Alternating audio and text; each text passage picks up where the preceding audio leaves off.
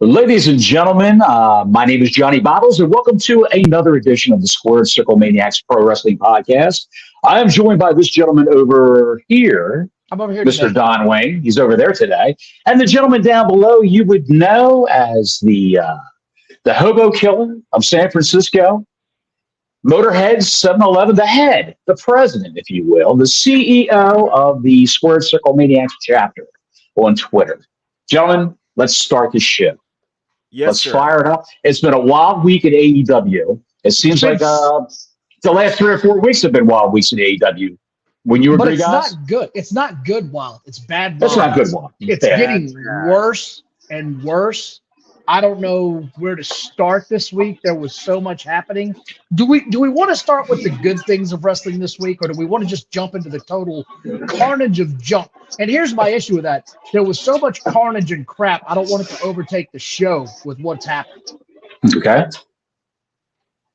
What do you I'm think there, down either Motor? way, guys. Let's Let's start with the good. Yeah. right. I agree with Motor. Start with the goodness and niceness, right, Motor? I like that. Well, I like good. that approach. Go with the goodness first, and then we'll get to the horse shit. Yes. So much horseshit. The good is that Rhea Ripley is wrong. She's wrong. She's taken over. Absolutely. I know that there was a time when, they had the man was over with everybody. Becky Lynch was considered the star of Raw. Wasn't really my thing. I didn't really sort of buy into it. You can't escape the power, the star power that's Rhea Ripley right now. She's all over that program. She's running the show. She runs her own faction. Even the faction's starting to break out a little bit. We'll get to that some. Everything they're doing with Rhea Ripley right now, I can't turn my eyes away from it. I don't know how you guys feel about it. Motor, did you see any of it? By the way, happy Friday. Cheers to you. Larry, Happy I got Friday, you, brother. Skull. Woo! Happy Friday. We're here. Hey, yo, Larry.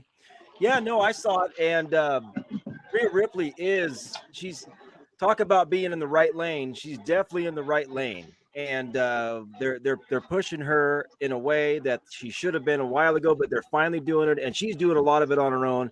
I personally think without her being on that roster, you wouldn't have the viewership and you wouldn't have the intensity you get a lot of times in the arena with the fans.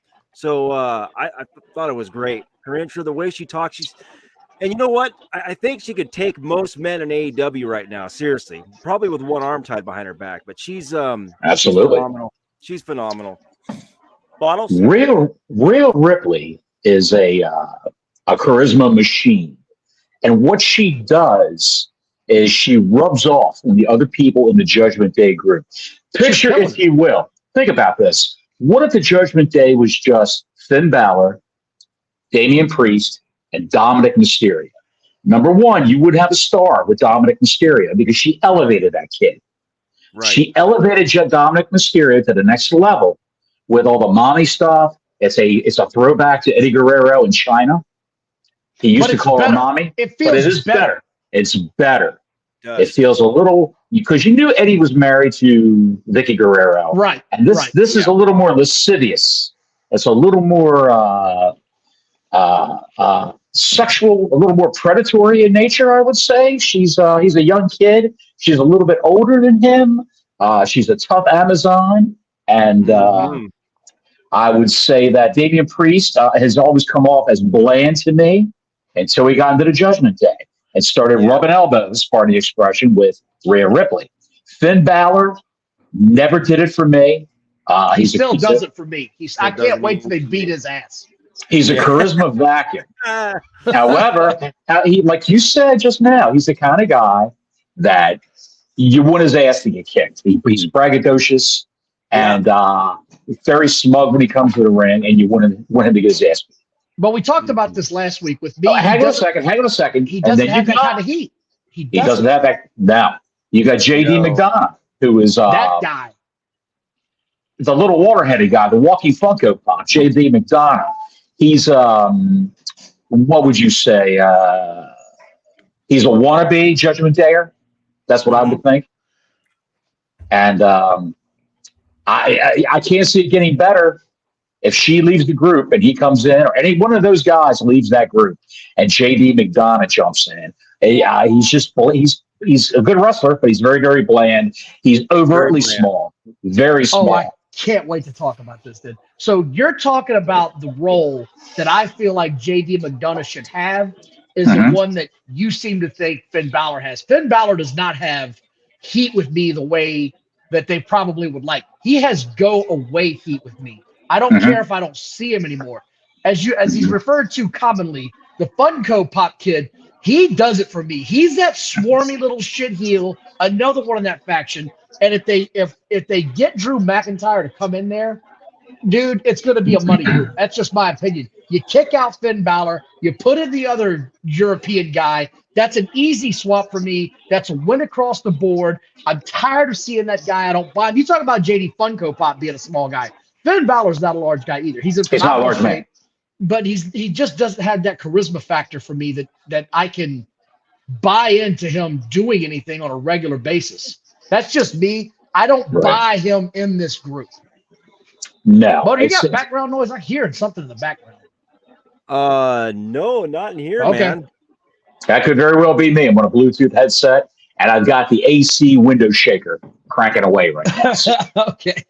That's probably what you hear. I'm not in my usual studio, so. Yes.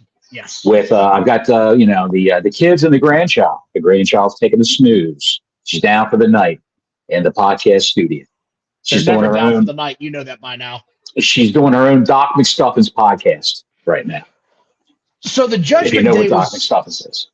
So the Judgment Day was all over Raw, right? And there was a couple of things that popped off to be big time. One of them is that Cody Rhodes he's freaking such a huge star in that company, man. He is.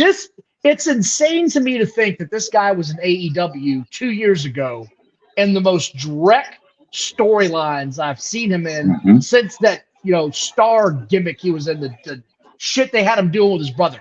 That's how bad it was 2 years ago with him. For me, anyway. When he was, was it Stardust, right? Shit was awful. In that time, he has suddenly become arguably one of the top 5 stars in all of wrestling. And when he came out of the show on Raw this Monday, it just reinforced to me what I like about him.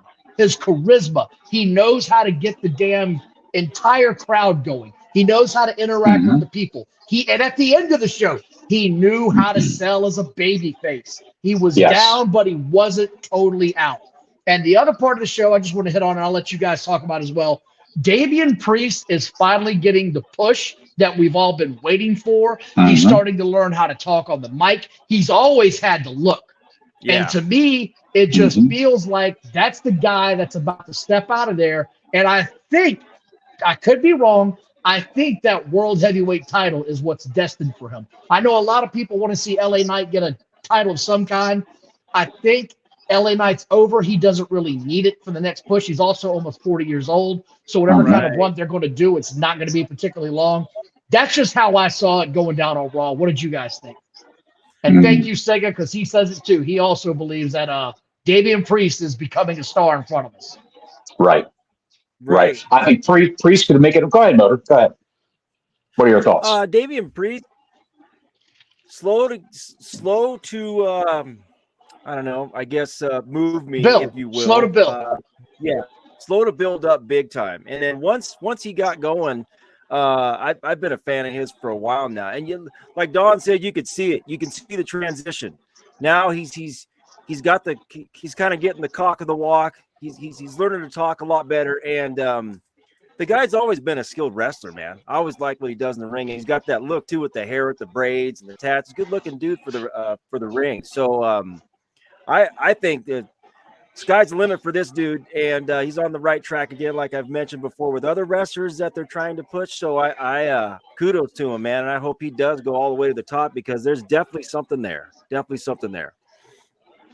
I agree 100%. If you Google Damien Priest, if you Google Punishment Martinez, that used to be his government name when he was on the Indies and he was in our Ring of Honor back in the early days. He's been around for a long, long time in wrestling. His name was Punishment Martinez. And if you look at the physical transformation from when he started to how he looks right now, it's mind-blowing. He's cut. He's in shape. He's working like a big man. He's not trying to work like an AEW style wrestler. Flippy floppy kind of bullshit. He's actually working like a big man, which he should, working like a powerhouse. And It'll be interesting to see if he takes the belt from whoever has it at that given moment. I'm not going to hypothesize if Roman Reigns will still be the champ or if Seth Rollins will cash in with Seth Rollins. I have no idea. But with Damien Priest, where whatever championship brand he ends up on, I think he'll be successful. I hope so. But question is, will it be as a babyface? Will it be as a heel?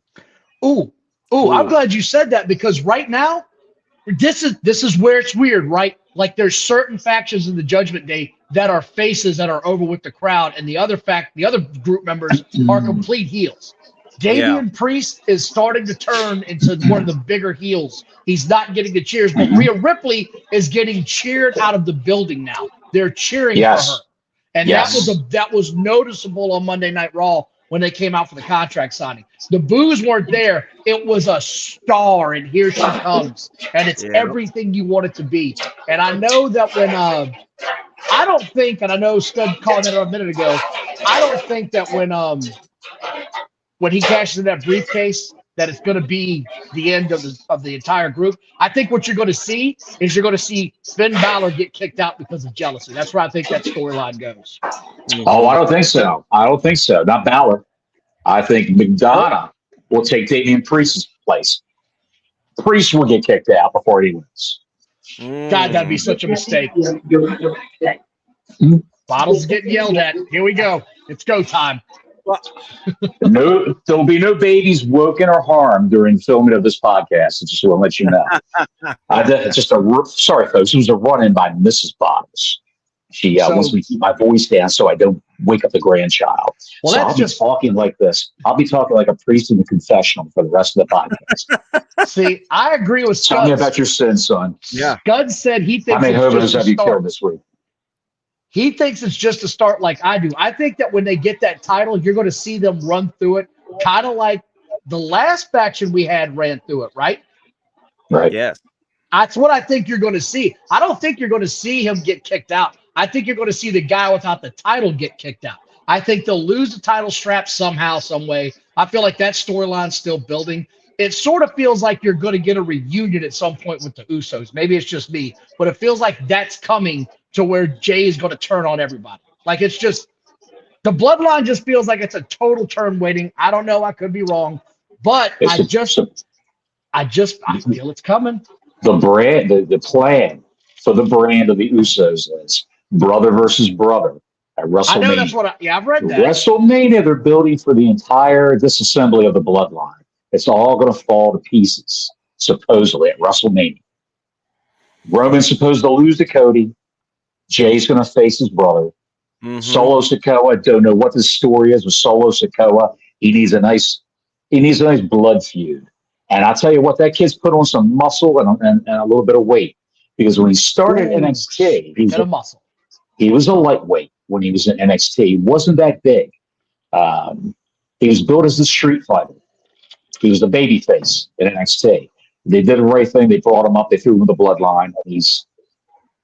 He blew his knee out, and he rehabbed the injury. He worked through it. He worked with a knee brace. He didn't want to miss any time. And that's what happened. I guess they appreciated his moxie, his nerve, and they moved him up to the main roster, and he's doing great. When you see him come out, you know he's going to have a match. You know there's going to be problems for the other guy. There was but we're going off the rack. Yeah, there was a few other highlights from Raw. Is Zoe Stark good, or is she going to be she's got a look I can't get past, man. That look I don't know what I'm looking at with her half the time. I don't know if she's been in a much fight or if she's a good looking woman. It's the weirdest combo I've ever seen in my life. You get some weeks you get little soupçons, little chef's kisses of attractiveness, and sometimes you get a little bit of mannishness. Yeah, a manly look to her. She was like that in NXT also. She was like that in NXT, and I thought this girl will never make it on the main roster. She'll never get called up. In the world of Vince McMahon, if he was still running the show, there's no freaking way she would have been called up to the main roster because Vince, she looks like a guy, She looks like a guy. You got Shayna Baszler on the main roster. Yeah, don't even get me started. Come on now. That girl has been in a lot of fights.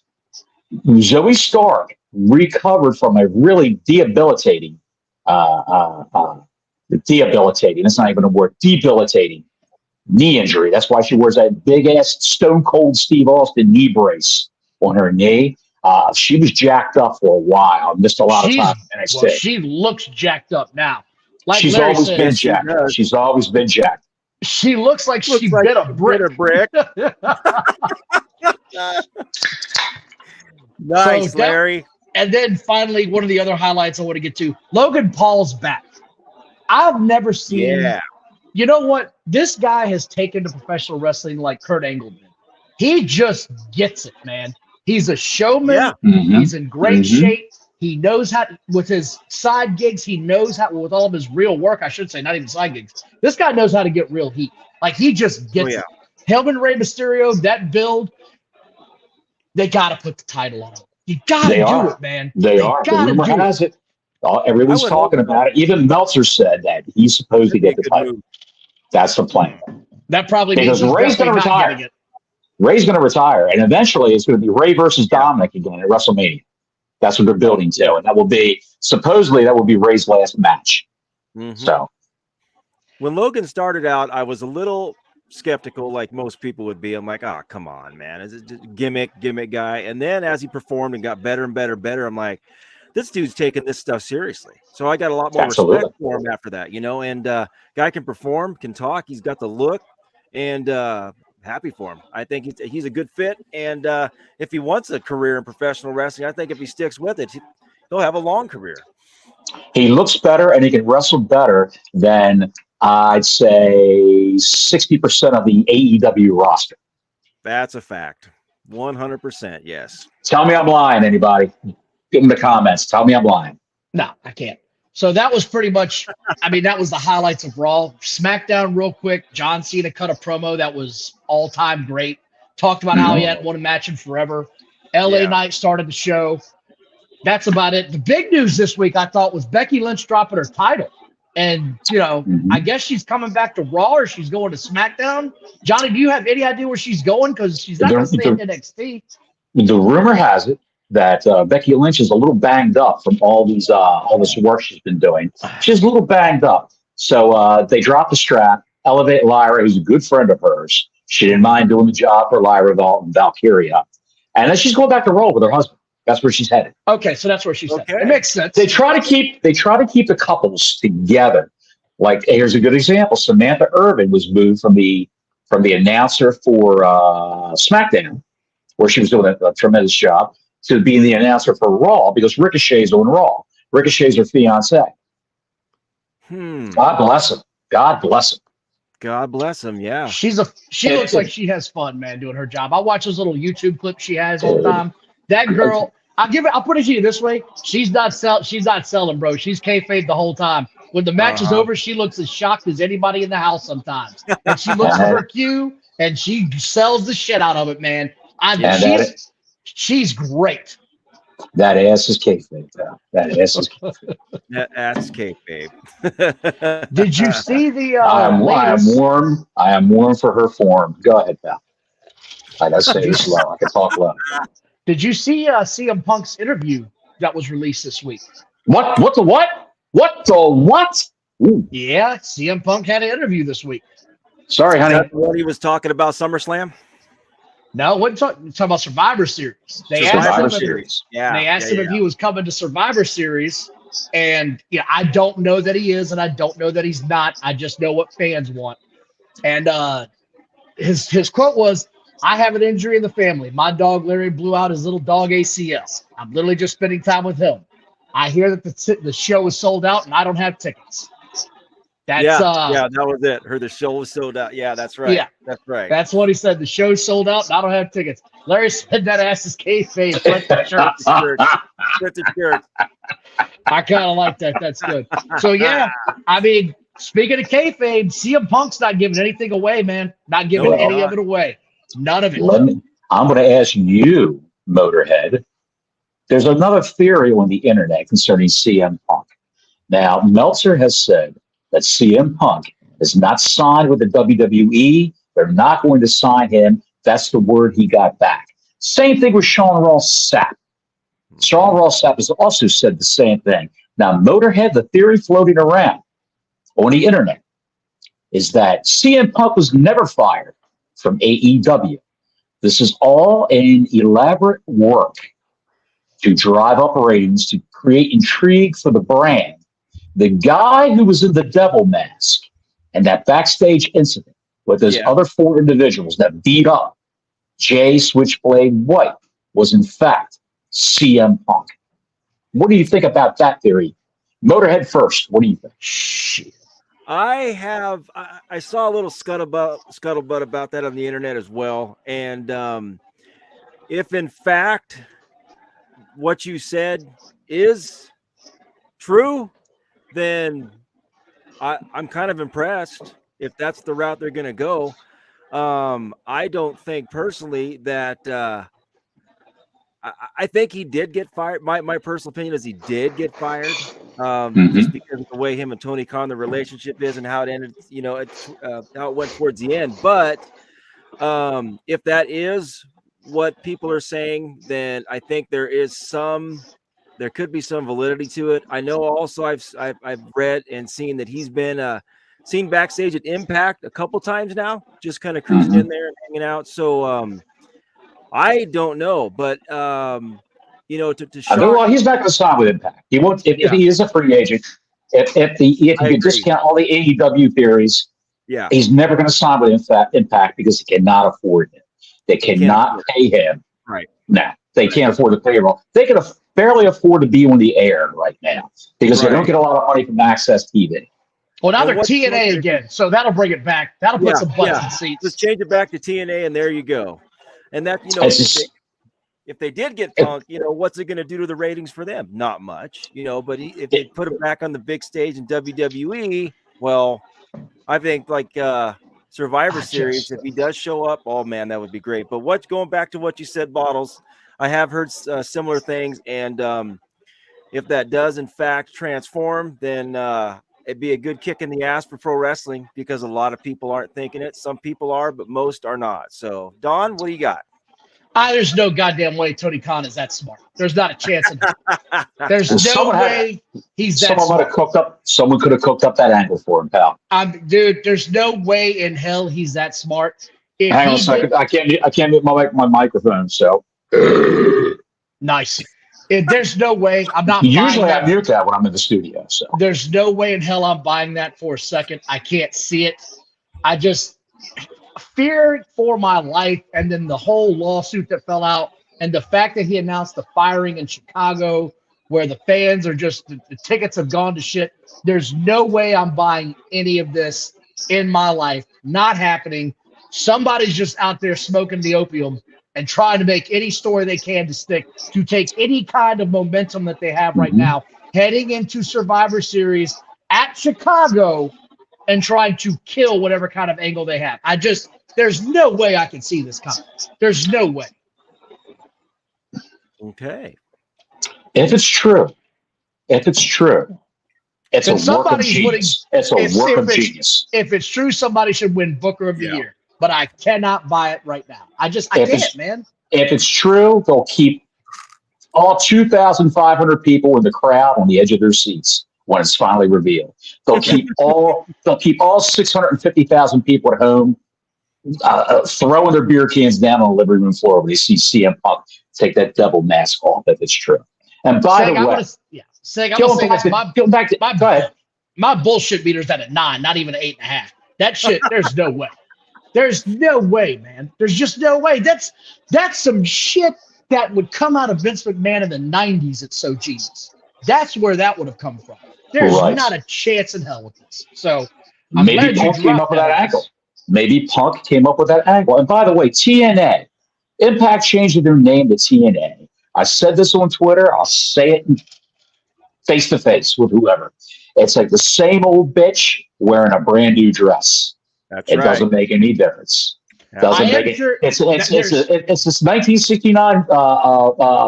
It's a 1969 Opel GT with a fresh coat of paint. It's still a piece of shit. There's one guy on that show. There's one guy on that show I'm watching now because he's intrigued me and he's got me hooked on his Twitter feeds. Who's that? Crowbar. I'm watching his matches now. Oh, yep. I'm chasing down his damn matches and watching them when I can. Is he on Impact? Yeah. Who? Didn't know that. I mean, he's the only guy I can handle. So that was the CM Punk news. There was also some Will Ospreay news that came out today. Yes. Did you see this? I didn't see the news today, but I know he was offered a contract by the WWE. He was also offered a contract by AEW. He was also offered a contract by TNA. And his everybody wants Will Ospreay up in a month or two. I from what I understand, the New Japan deal it's up now or next month, real soon. Yeah. So apparently he has signed a big name agent. Barry Bloom, I believe. I believe that's what they said, is that he's hired Barry Bloom because he's not going to just be loyal to a company. He's looking to get paid because he spent his entire career in Japan and his body's breaking down and he knows he does not have a lot of time left. He just doesn't. By the way, thanks everybody for joining us tonight. I really appreciate you guys. Thanks to the SEM. Yes, sir, brothers. I think Will Ospreay can work out in the WWE. I think that choreography shit, as Larry calls it, in Japan works for that audience. Right. From what I've seen with him, the guy can wrestle. He can go. He can put on an entertaining show.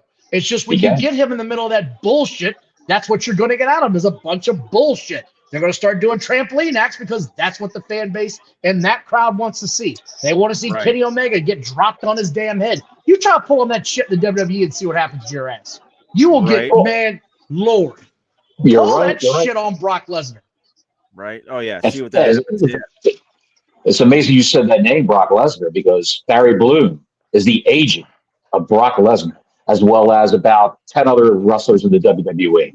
He's more of an entertainment attorney. Yes, he is. Than an actual sports attorney, because pro wrestling is considered entertainment. And Will Ospreay suffered many debilitating, I'll say it again, debilitating. Jesus, God Almighty. It might be too many of it. Might be too many of these. He suffered many debilitating neck injuries wrestling that style in Japan. He can come over. He could do some aerial moves. He could be a Logan Paul for the WWE, a British Logan Paul, with an unfortunate Wembley Stadium terrible attendance tattoo. Terrible tattoo that wasn't accurate. Yes. Yes, it's the shits. But anyway, I applaud him for his loyalty to AEW. But it's time to get paid. It's time to get paid. It's time to get paid. It's time to be a star. It's time to be made a star. If he goes to AEW, he's a he'll be big for a week or two. When he doesn't pop a rating, the next toy is bought and paid for and put on display. So, according to our man Uncle Dave seems to think everybody's leaning toward Ospreay signing back with AEW. You know, so personally, I mean, what do you guys think? You think there's still the chance that he will sign with AEW? I think right now, if you're a free agent like he's going to be, you've got to look at how Jade Cargill's being treated. You've got to look at how Brian Pillman Jr. is coming into WWE. Yeah. You've got to look at how they're treating guys that were big on other companies and how they're being treated in this company. They're not being treated like the average guy off the street. They're being treated like stars. Right. Jade Cargill is being treated like Charlotte Flair jumping ship, and she should be. Brian Pillman Jr. is getting a complete reboot, as he should, because they ruined his gimmick in AEW. Him coming out with a new name, Lexus King. Lexus King.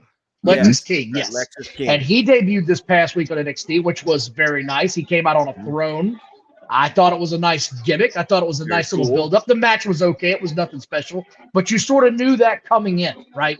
Right. You sort of knew he's going to have time to develop, because there's one thing he didn't get a whole lot of in AEW, and that was time in the ring. And actually, Cody Rhodes talked about that on his interview on WWE, where that was one of the biggest downfalls of being in AEW, was they don't have road shows and they don't get enough time in the ring to learn how to work in front of a live crowd. He's going to get it now. So I enjoyed it so far. So that was my Brian Pillman news. Brian Pillman Jr., let's just to bring him up, to keep on this topic.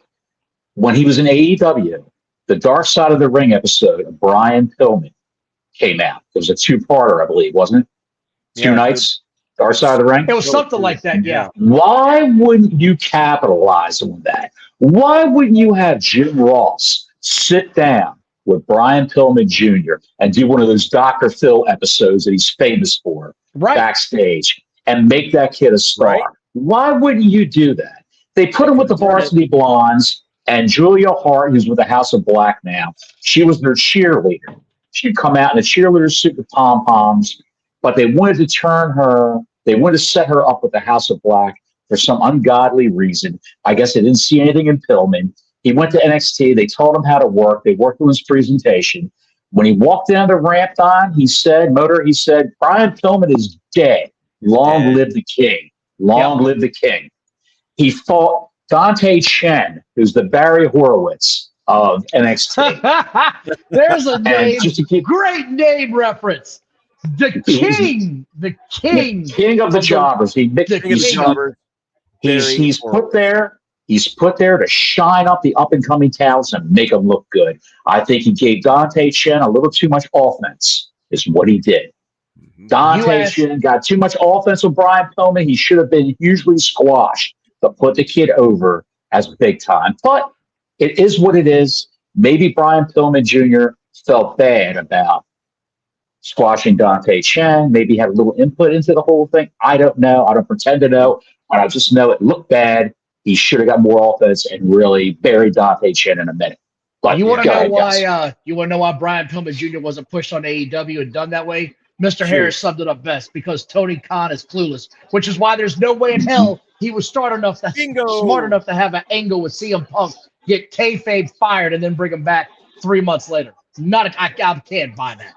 No. Don't you know he's Booker of the Year? He's Booker of the Year, Don. That's what I keep He's Wrestling Observer. Right. He's Wrestling Observer Booker of the Year. And this year, Dave Meltzer will shine up his crystal ball, which is also known as Brian Alvarez's donut ring, if you know what I'm saying. He'll shine that up and take a look inside and see that Paul Levesque is the Booker of the Year so far.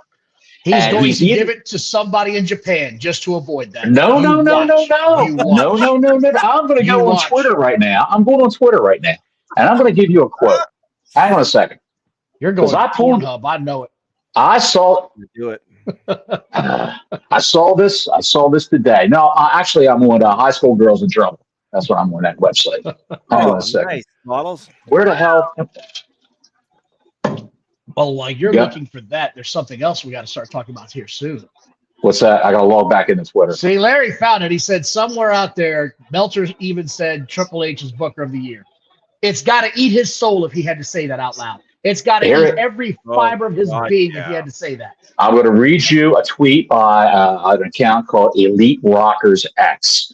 As you can tell by that account name, he's nobody. He's just an average guy. But he's quote tweeting Dave Meltzer, because I'm blocked by Meltzer. I never would have saw this. Oh God, dude! Elite Rocker X says, "Bruh, Tony Khan literally works for one thing and one thing only, and that's the Booker of the Year award. He doesn't care if his company's dying."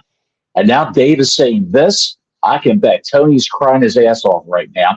Dave Meltzer was asked by Raven 1220, "Okay, Dave Meltzer, since it's your award, tell us who you think Booker of the Year so far is." He says, "Paul Levesque, in my opinion." This is Meltzer. "Bloodline story turned business around." Now, I disagree that Bloodline story turned business around. I think overall, the way you present your talents has turned the business around. And storylines and personal disagreements has turned business around. But Paul Levesque, he's right, is the Booker of the Year so far. I can't disagree. Either him or Shawn Michaels. Yep. It's one of those two, I think. Yes, Shawn Michaels he's a great chef down there in NXT. He's serving up some good content. That's right. He's serving up. Well, what did he do this week on the ratings? Was it 870? No, not that high. I think it was 780. I thought it was higher than whatever. I thought it was higher than that for some reason. I don't know. I just know what we're about to get into in a minute here, and it won't know 780. So it probably might have been, Johnny. You might be right. I mean, it wasn't great, but, I want to get into this here now. as soon as you What are we find it. looking at? What are we looking at? Fire There we go. away. Sega's got it. 784 for thank you, Sega. 784K. Thanks, Sega. We had AEW Wednesday night. Oh, And I swear, I'm swear to getting God, hold on. I'm getting one more beer for this. Go ahead. Okay, keep talking. Keep talking. I had another thing going on where I had this shit up on mute, right? I had the shit on mute. Right. And I'm sitting here watching this thing on mute because I've got the baseball game going on my iPad. And all I can think is to myself, if this show's as bad as it's looking without sound, I cannot imagine how bad this show is with sound. I cannot imagine how bad it is with sound. Don, they started with the best of intentions. yes, they always do. Yes, they started. I out like well. so what I was just watching. Sorry, I wasn't watching a baseball game. I was watching a basketball game on Wednesday night. Sorry, it was a basketball game. But Okay, you want to get out of quarter hours? No, not yet. Okay. Because I know where this is going. MJF came out and was beating the shit out of Juice Robinson, which for the first time in a long time we saw a face champion destroying a heel, which I thought was great. Right. I thought that's how you get off to a show. I was highly entertained by the entire opening segment. I thought it was great, right? There was a guy in the crowd that had a sign that said MJF is my dad. I popped for that. It made me laugh. That shit was golden. Very good. And then the Guns came out and the Bullet Club came out, and it's just chaos in the ring. And I'm like, what the flipping sticks is going on here? Why do we have all these different factions? And he's already got something with Adam Cole. What the hell's going on with that? And didn't the dude come out on the damn wheelchair at the end of it? It was so convoluted. I can't remember half of what happened at the end of that match. And then what? Terrible. How do you keep up with this, man? I got Tourette's in the middle of this shit. I was like, God damn, what the? Nothing was making sense. I broke out and started shaking and cussing at God damn it, what the? Why is he out here now? None of it made And you didn't any even have sense. the sound on. You had no And sound on. Did it? it got worse with MJF. As we find out later, apparently MJF is fighting everybody in the goddamn locker room now. He's got a feud with everyone. Everyone's got a feud with him. Johnny, Why not? Why not? what happened? The Did I days see of- Kenny Omega at one point at the end of this confronted? Let's look at the entire year of AEW. Okay. Oh God, no, I can't. do that. Don, hang on a second. Hang on a second, Motor. Hang I on. can just handle this show. Who opened the show? Motorhead. Every time AEW Dynamite would come on. I Who was the swear to guy God. who I had the swear to opening God. match on every show? And it's Don's favorite wrestler. You know who this is. Pockets. I got Pocket. I got to spare. Hold on, you made my room smell like bullshit. I've got to spray this now. I smell bullshit everywhere now. Orange Cassidy. Orange I'll say his Cassidy. name. I said his name. I'll say it 3 times like Beetlejuice. Orange Cassidy, Orange Cassidy, Orange Cassidy. There it is. Look at the hate in your heart. You get the hate in your eyes. It's palpable. Orange Cassidy opened the show. Now, the days of Orange Cassidy being a ratings cash cow have withered away, and we'll get to that later on when we go down the quarter hours. He's no longer a draw ratings-wise. It turns out MJF is. Yes. And they did maintain a huge lead-in. What's to say from Sega Genesis? MJF is the only thing in the company that can draw a number now. They're going to make fans tired of him by wearing him out. They are. They are. Very good point. Yeah, they are. The number one tweener, face, heel, what is he? Face, the number one Nice, face good.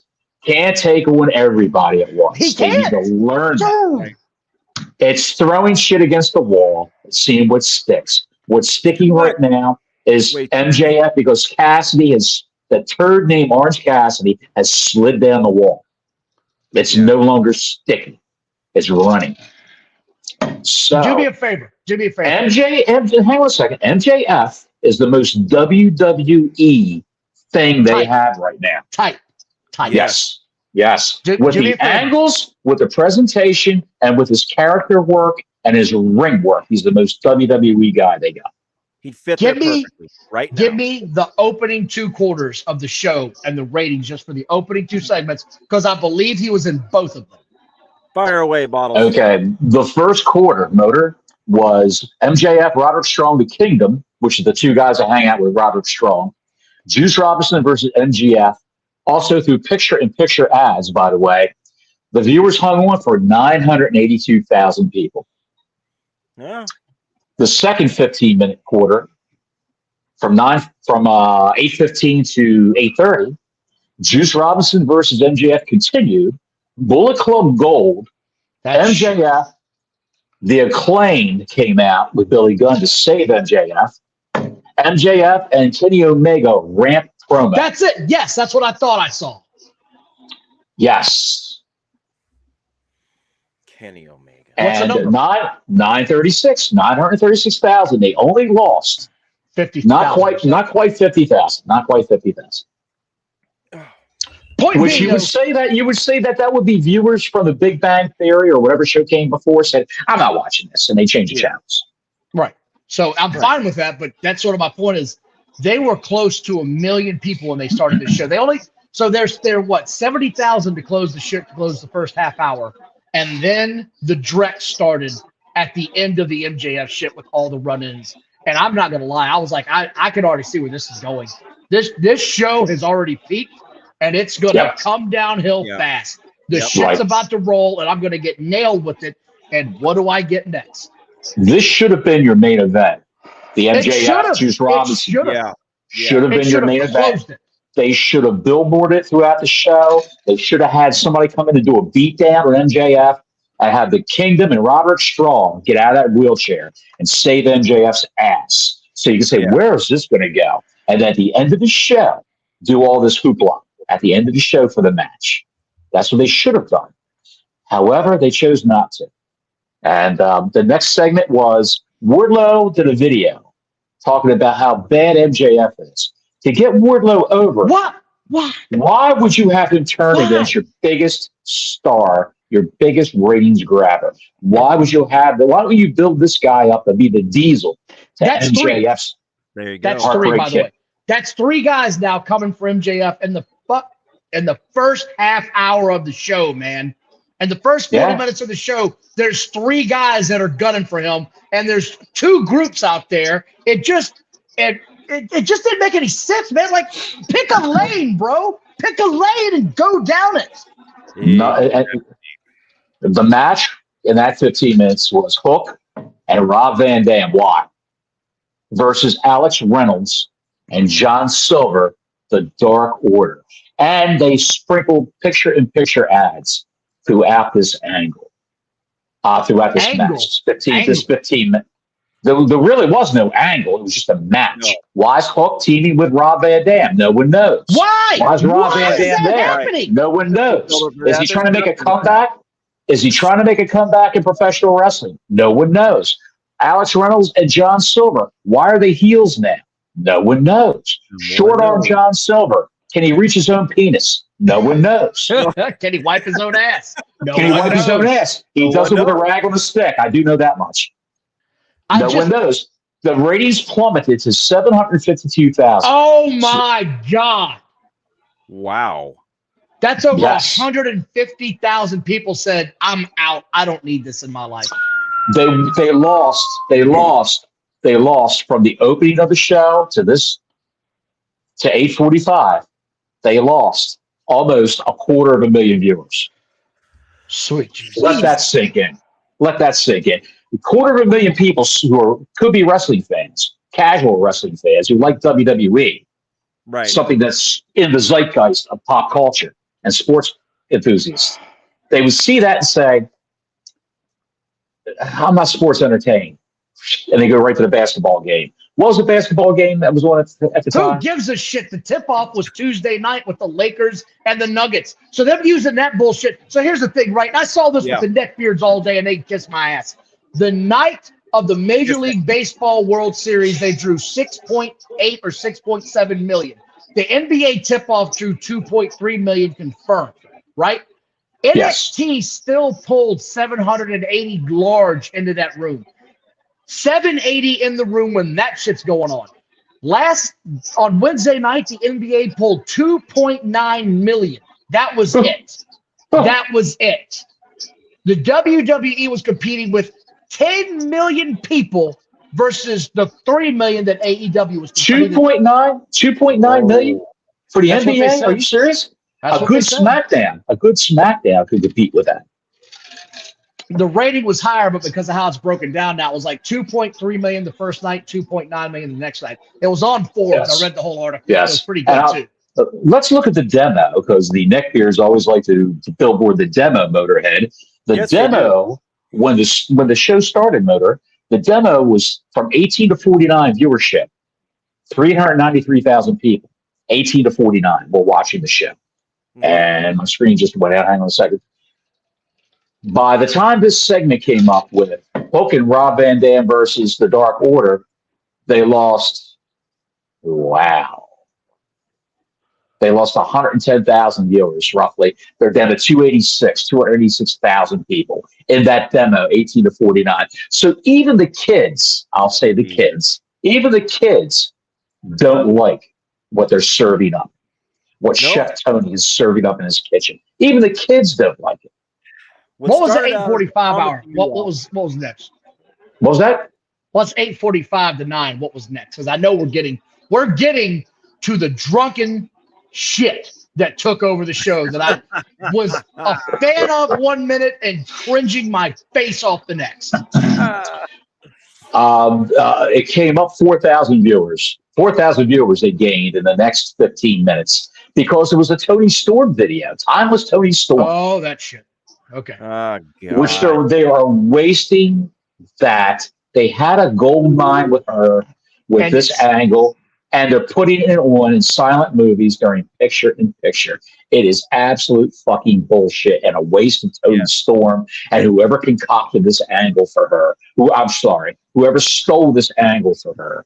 They've wasted it by putting it on in picture-in-picture. I've said it once. I've said it every week. It's a waste of Tony Storm. You got somebody who looks like a movie star, built like a Playboy pinup, and we talked about this. We talked about this last week. Stop overusing the gimmick, man. It doesn't have to be every week. Just don't put it on the shelf and forget about it. Use it every 2 weeks. Use it 2 weeks in a row, then take off 2 weeks. Or do it without picture-in-picture. Yeah. I don't even mind that. Don't even mind that. I don't even mind that. What I mind is that it's every week and it's being shoved down my throat. Give me a little something different, man. Stop making this the only angle she's in. Have her do something else. She comes out and has a quick squash match. Down at the top of the hour. Here we go. Sting came to the ring. Oh, Darby Allin has got a bad wing. He's got a broken shoulder. That's okay, though, because he's jumping tricycles on ramps like a jackass doing backflips while getting paid millions of dollars by a mark to do so. I would fire his stupid ass for that. What a moron. He would be gone if I ran that company. He would be out the fucking door. I don't care who he is. He means nothing. He doesn't bump a rating. 2,000 fans chanting his name when he comes out. Who cares? He's nobody. Darby Allin is nobody. He's a Hollywood stuntman as far as I'm concerned. However, this started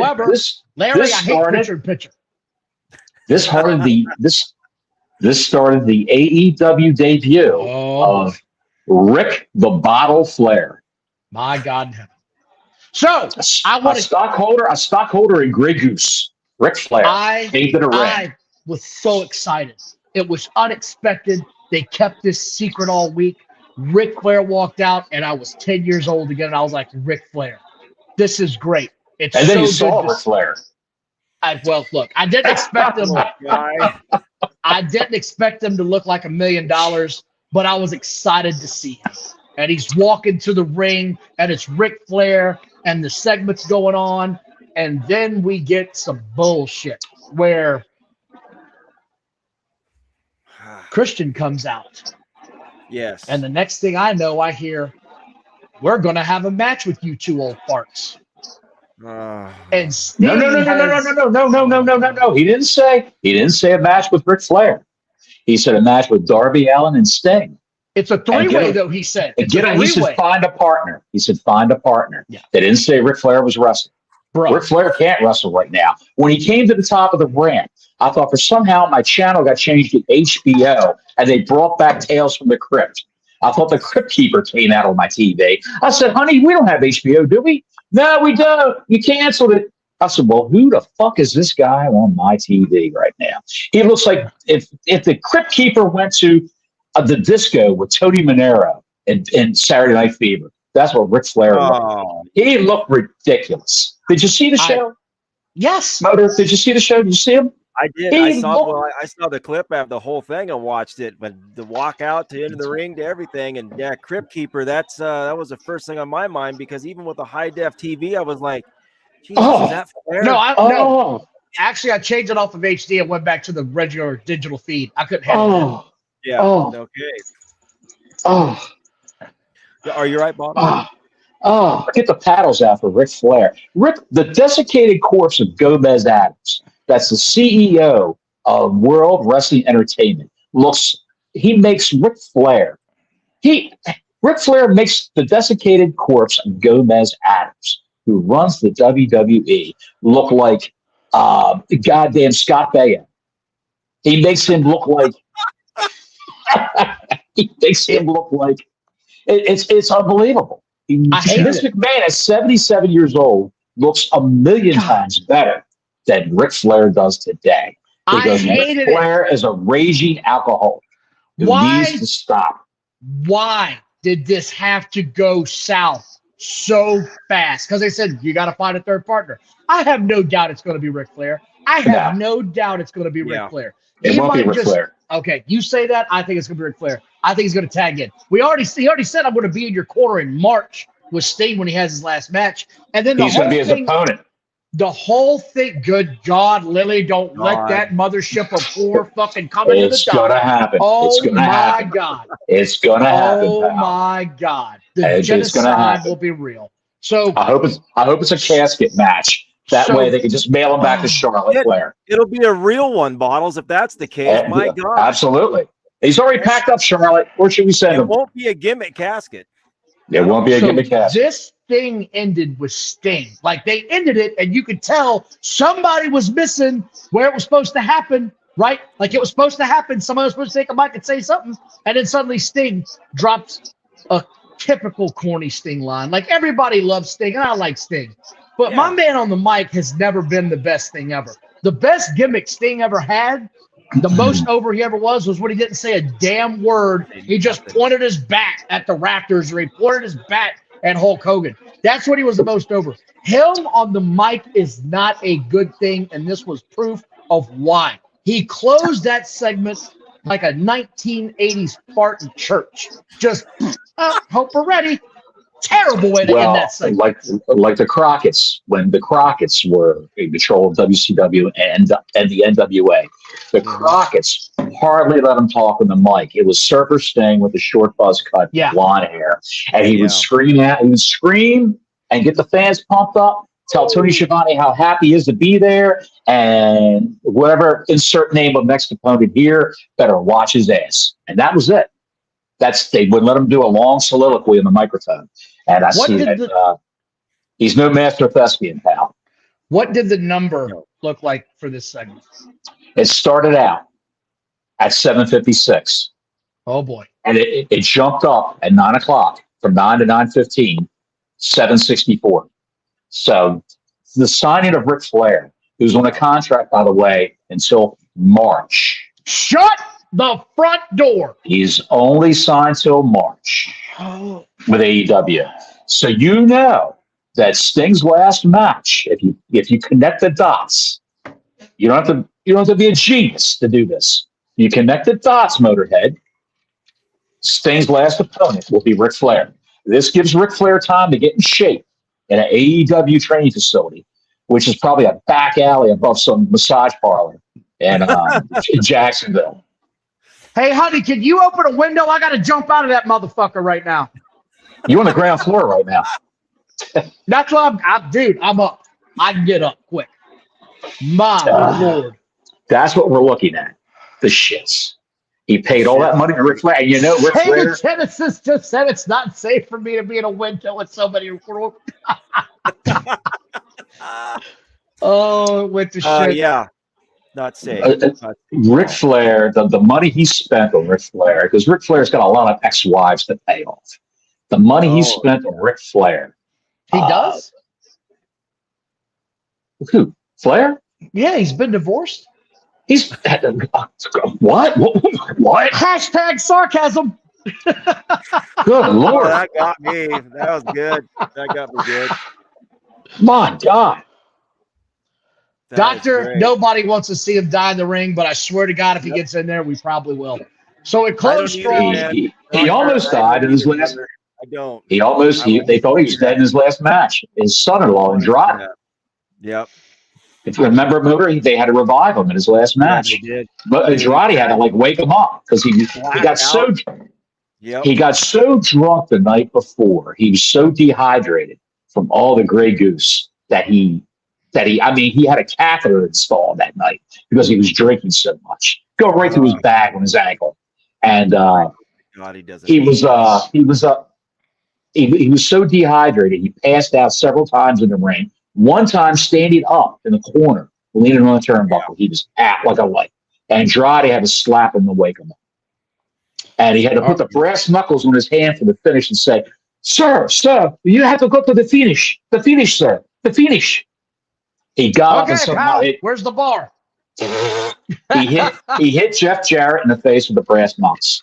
And I forgot who pinned him. Somebody pinned Jarrett. And that was it.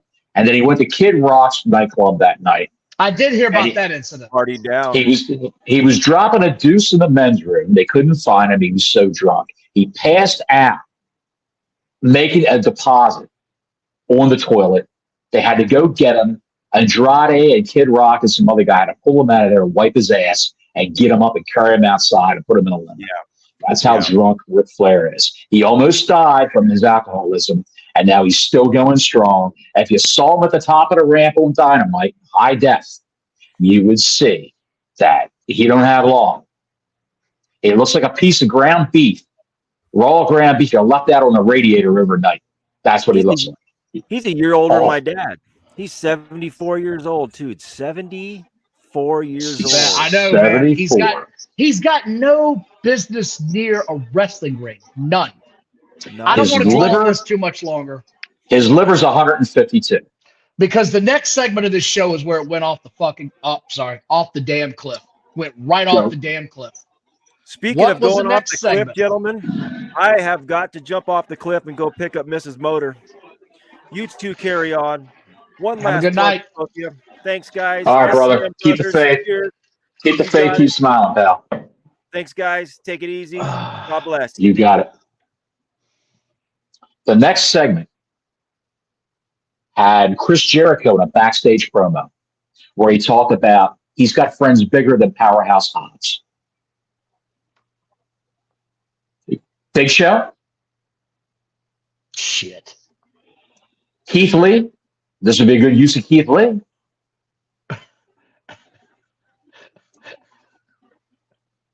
Adam Page.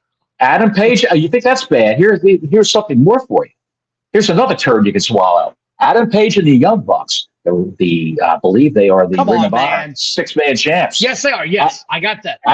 Adam Page and the Young Bucks took on Brother Zed, who is Isaiah Cassidy of the group Private Party.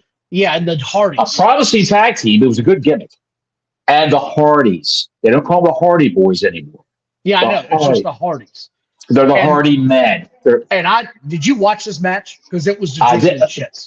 Buddy, I watched this match and I was struggling. Hang on a second. Echo, stop. I said something that somehow activated my Amazon Echo and made her play mariachi music.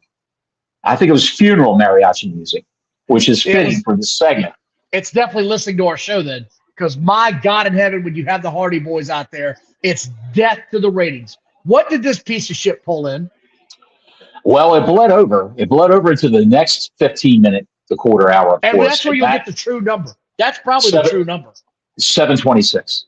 726,000 people. So they lost roughly 40,000 people. My God. From the interest they had in Ric Flair and Sting and Christian Cage went down. They lost 40,000 people. The diehards, I may say, left during the Young Bucks and Adam Page match. Follow that up with the angle with Swerve Strickland and Prince Nana. Oh, where he broke in the house. Yes. Did a you lot of that goes on. Did you see where my man from Forbes, and his name escapes me, but he's a Alfred Kunua. Yes, did Alfred you see his Kunua. tweet? He takes a lot of heat for speaking the truth on Twitter.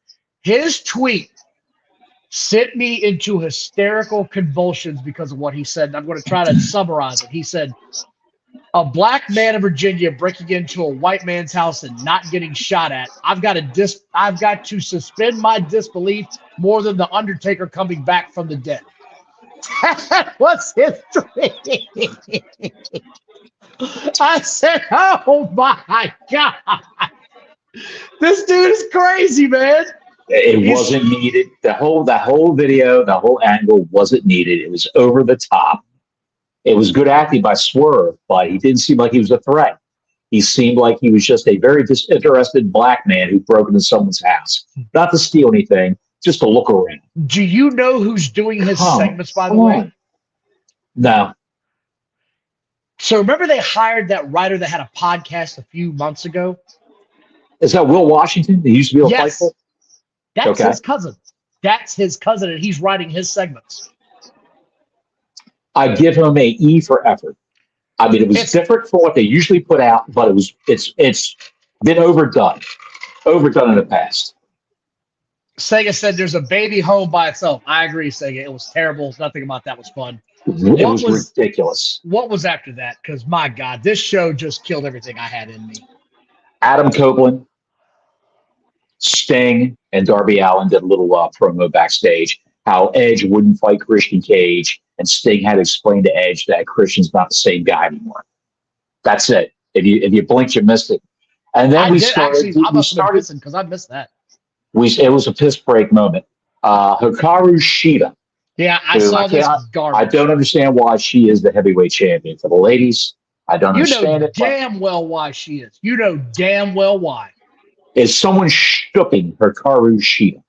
Yeah, I don't think that's the case, but you know why. I think that's a lot of that is the case in this company. Well, you know who's booking the women's division. I'll just leave it at that. You know who's Kenny Omega. He's still got his finger in that pie. Literally. I'm just saying.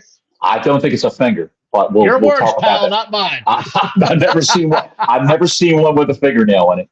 But anyway, one of those appendages. But anyway, she wrestled Ruby Soho, who didn't have dyed hair. Yes, I saw that. She came out with black hair. And a different theme song. I guess he got tired of spending the extra money for the Ruby Soho song by Ransom. For a nobody. For someone who doesn't move the needle at all. And so I would say she was a good wrestler at NXT and WWE. She's not in AEW, but what she got to work with, Hikaru Shida is a high-class worker. She's very, very good in the ring. Shida is. I could care less. They don't give her a chance to talk. They don't have any vignettes for her. No angles. It all happens in the ring.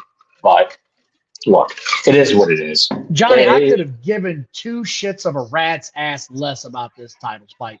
I could have cared less. Right. Neither one. I guess the faction Ruby Soho was in is just suddenly it's over now. Just suddenly. The Outcast is over. It was her, Tony Storm, and Saraya. It's all just gone. Over.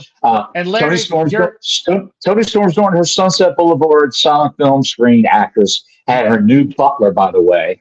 She has a new a manservant, Dr. Luther, who was a friend of Chris Jericho's, who was wrestling on AEW Dark and AEW. What's the other show that they had on YouTube?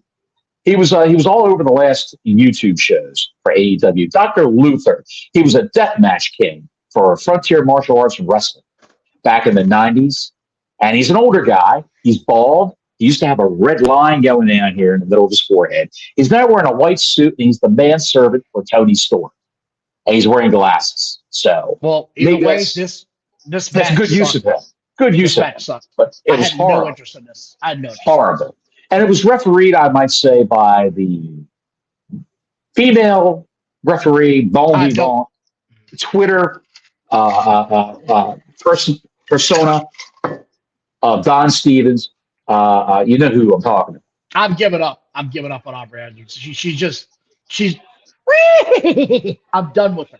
I'm done. Well, I will say someone may have talked to her because she did make herself the star of this match. Well, I don't give a shit. Don't care. Dude, whenever she's on screen now, I don't pay attention to the match. I watch her to see how over the top she is in her reactions and what goes on and how she tries to get herself over. And she didn't do it this time. I don't even care. She's done enough now. She's done enough now to where I would have fired her ass months ago. What is this number for? Well, we're not done yet. MJF and Samoa Joe. This was There it was. This was 4. This was the 4th guy. Number 4 coming in, challenging for the title. They're not done. I thought they were done. They shook hands. I thought this shit was over. We got a 4th guy now? What the hell, man? Joe said he would be MJF's partner in a match against the Bang Bang Gang, the Bullet Club Gold.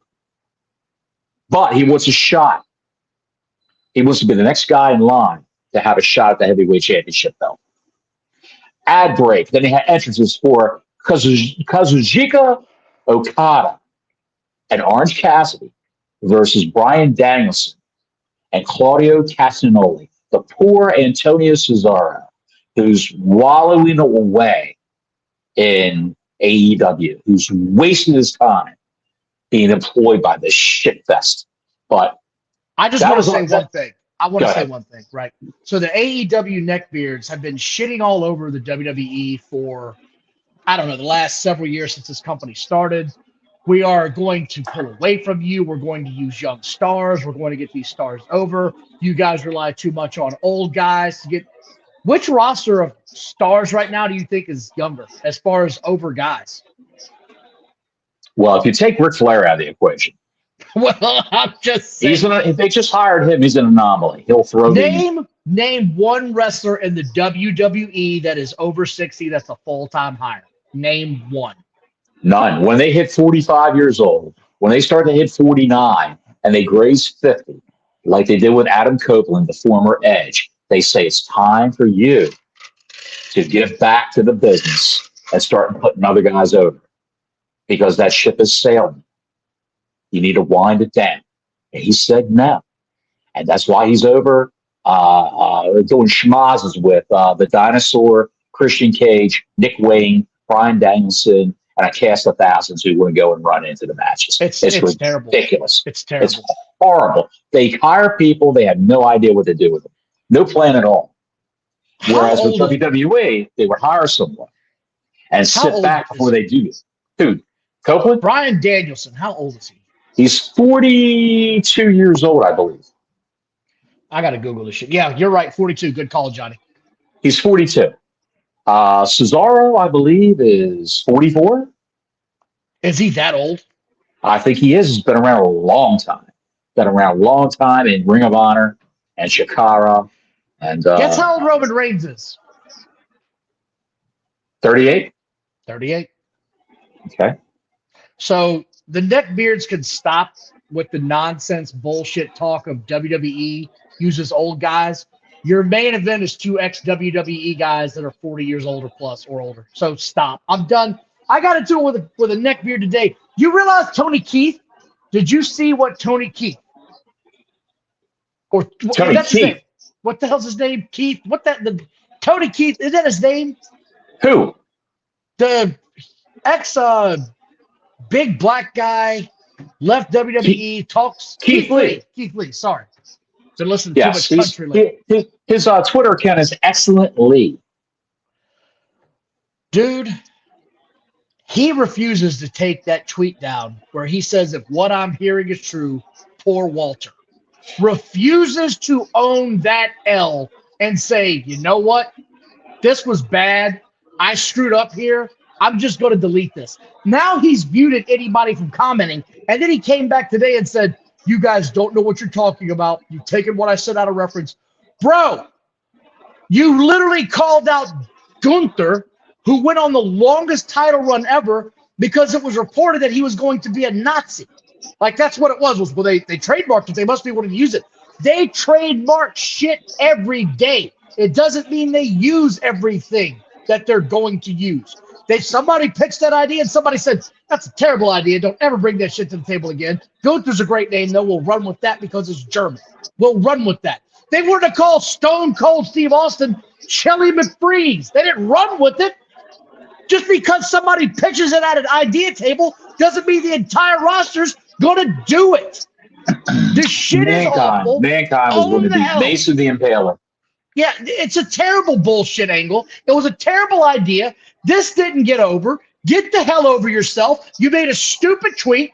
Fuck off. Go about your business. Yes, I did say Toby Keith because the shit's been on my mind all day because one of the guys came back to me and said, and I quote, tell your big fat black mom to quit shaking her ass in public.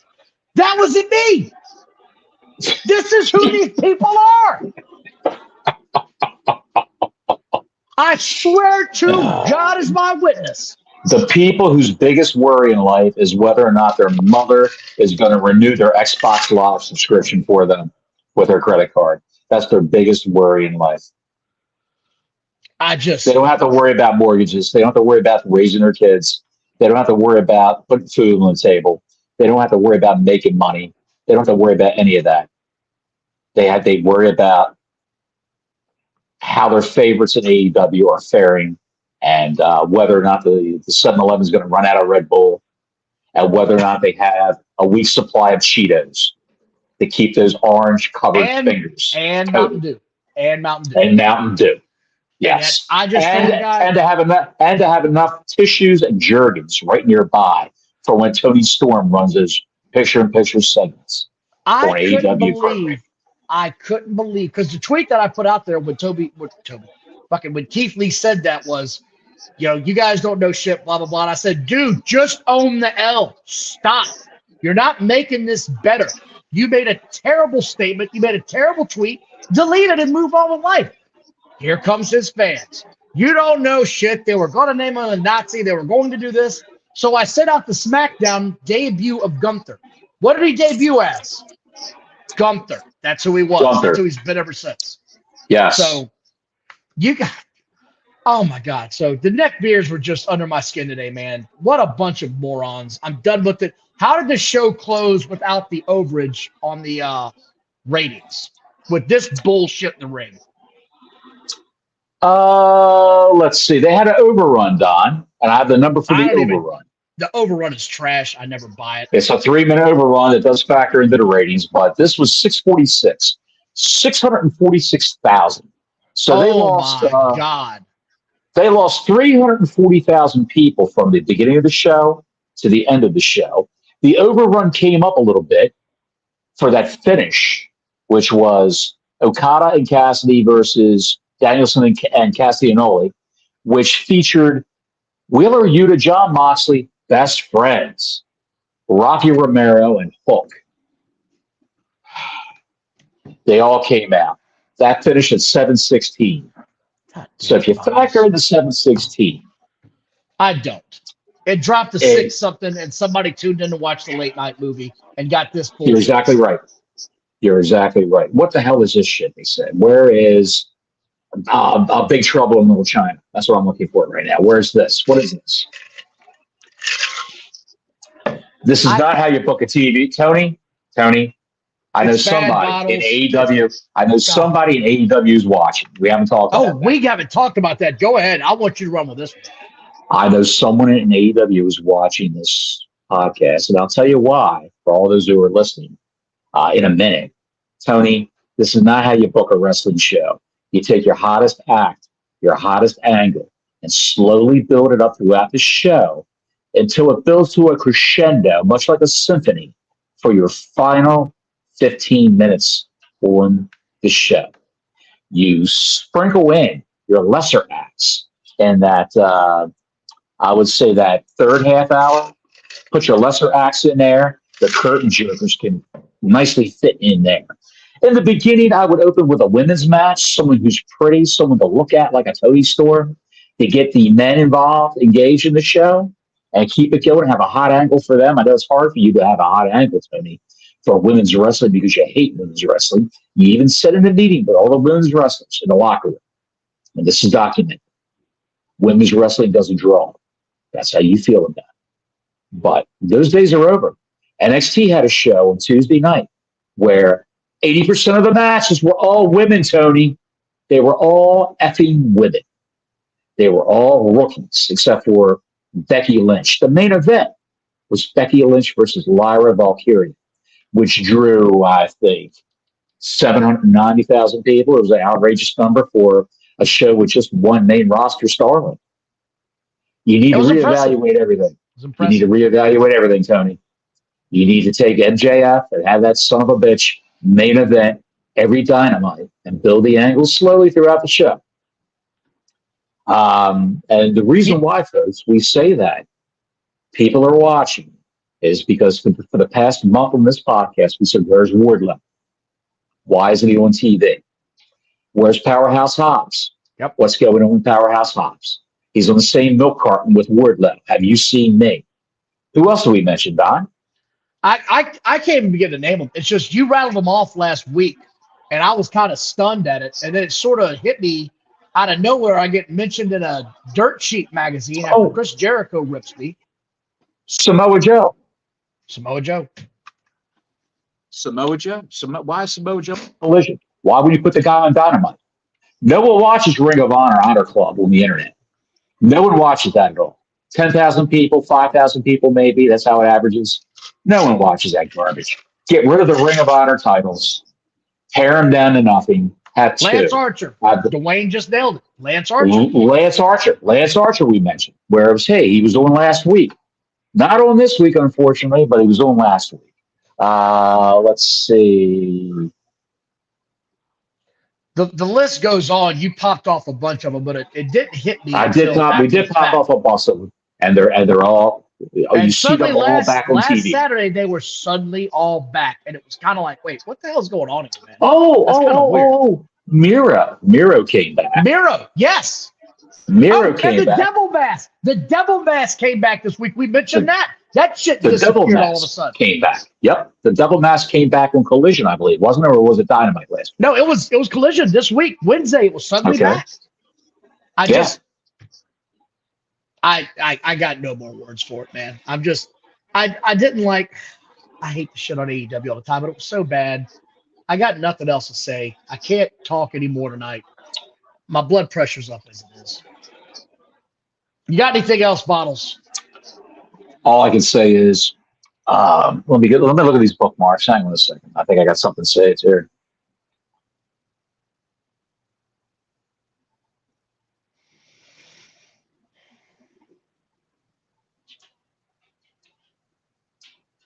Oh, Bottles is hard.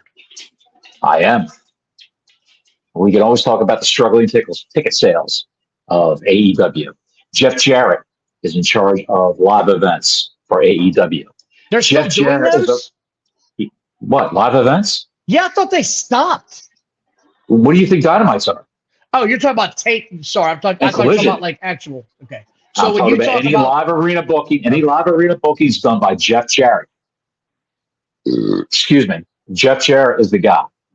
And he's had more matches on AEW Dynamite and on Collision on TV since he signed with them than Kenny Omega, than the Young Bucks, than, of course, Wardlow, Powerhouse Hobbs, Chris Jericho. He's had John Moxley. He's had more matches than anybody on the roster. It was unbelievable. So, with that being said, they're going to the Young KFC Center, holds 18,000 people. I think they've sold 3,000 tickets. Right. I would make, going by the reaction that he gets and what goes on with him, I would make, if I was booking, I would make the number one contender for MJF's heavyweight championship, Jeff Jarrett. Just to stir the pot, to piss people off, to get people fired up. It would be an old school feud between Jarrett and MJF, a promo fest, if you will. And MJF could be the up and comer, but he works like a classic wrestler. He works like an old school wrestler. He talks like an old school wrestler. He's like the second coming. Go ahead. Before we go, you mentioned Jeff Jarrett. Did you see the promo he cut on YouTube for the upcoming Yum Center KFC Showdown, whatever it is? Did you see? I don't watch that shit. No. Okay, hold on. So it was great. So Jeff Jarrett was sitting there and he was going old school Southern wrestling heat. They asked him, how many times did you beat Jerry Lawler in Louisville, Kentucky? And he would think about it and go, every time. And then they would ask another guy, how many times did you beat Dirty Dutch Mantel in Louisville, Kentucky? And he would go, you know what? Every time. He did that over and over. And they named all the Memphis, Louisville connection guys through the last 20 years that wrestled that territory. It was phenomenal. I'm going to try to find it and send it to you. It cracked me up. I was like, Jeff Jarrett, God damn it. Now I got to like you again. So I was impressed. He's a wasted, live in the ring resource for Tony Khan. He really is. He's wasted. He should be main eventing with MJF. I don't care what people say. I don't care what the neckbeards say while they're waxing the carrot in the basement with their Xbox controller and their gallon bottle of Costco Jergens, Kirkman brand, if you will. I don't care Big money. What they say. Jeff Jarrett versus MJF is a money feud right there. I like it. If you build it up the right way.